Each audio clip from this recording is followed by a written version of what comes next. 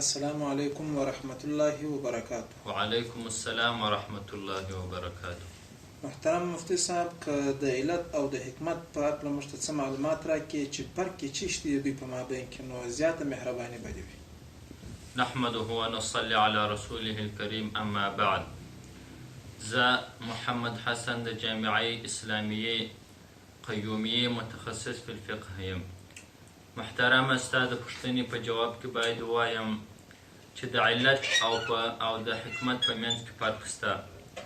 هغه فرق دا دی چې حکم چې دی هغه و علت ته منسوبیږي او حکمت ته نه منسوبیږي.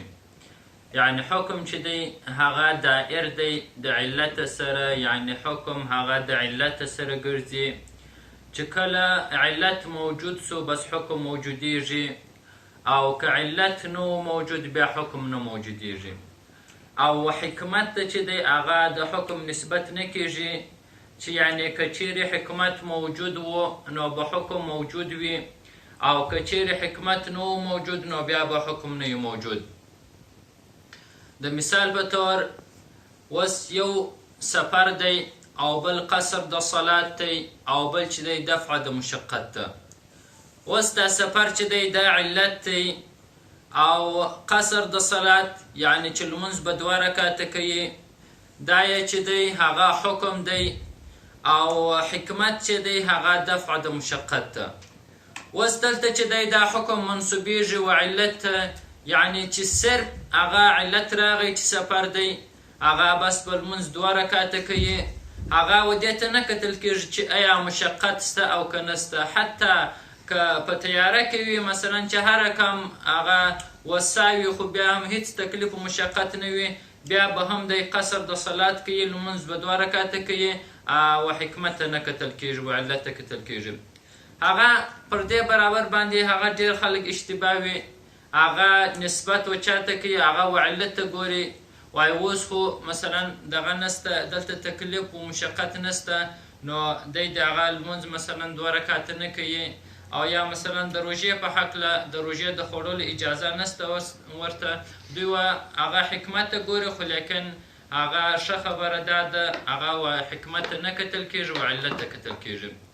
او دوهم مثال دا دی چې یو چې دی هغه دا دی چې یو شراب دی او بل حرامېدل دی او بل چې دی هغه نشه ده.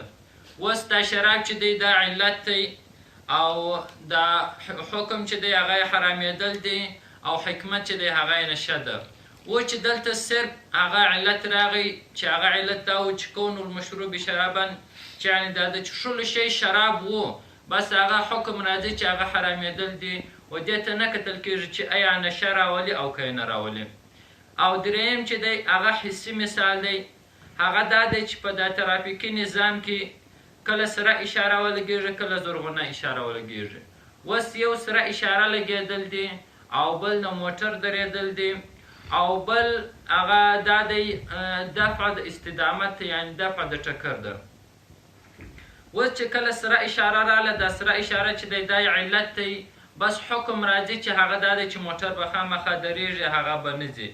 و دې ته نه کتل کېږي چې آیا مثلا هغه ته نور موټر شته او که نشته، دفع د استدامت دفع د ټکر راځي او که نه راځي.